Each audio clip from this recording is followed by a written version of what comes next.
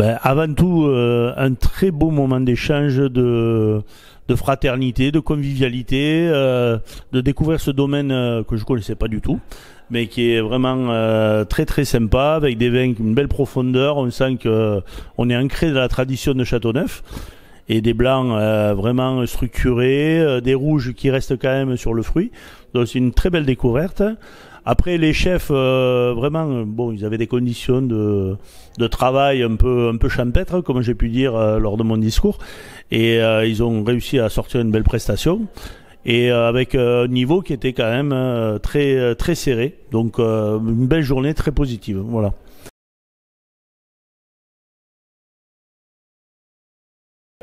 Parce que Béziers c'est le centre du monde. Après Perpignan.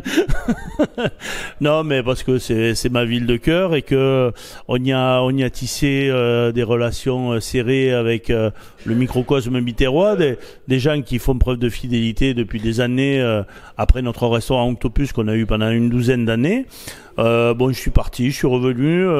Ben là, on a eu une forte demande parce que mon épouse continuait à travailler dans un caviste, chez un caviste à côté des Halles, et elle avait des gens qui venaient la voir, qui étaient très émus de notre départ, qui étaient quasiment en larmes. C'est pour certains, il y en a qui n'ont pas fréquenté le restaurant pendant 3 ans, et ça nous a vraiment touché de sentir cette attache que certains clients pouvaient nous porter.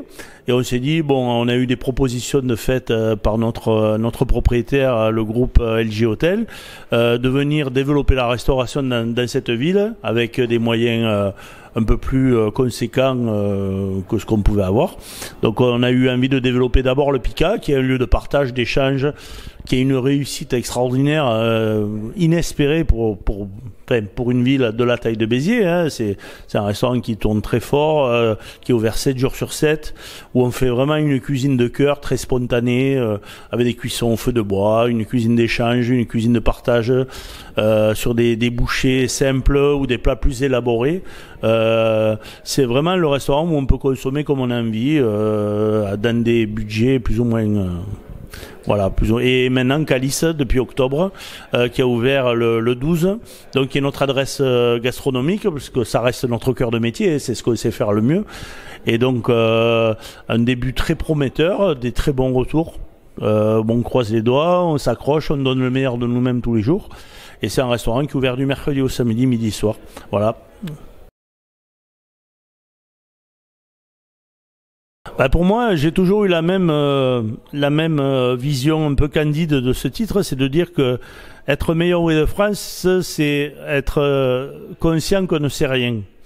Voilà, donc ça fait un peu dresser les cheveux sur les gens, sur la tête des gens, hein, parce qu'ils se disent c'est un aboutissement, c'est une consécration, mais c'est juste un état d'esprit, un état de clairvoyance où on se rend compte en fait de l'infinité du savoir qu'il peut y avoir dans notre métier, qui est la cuisine, ou la sommellerie, ou le vin, où tout est remis à zéro, on rabat les cartes tous les ans.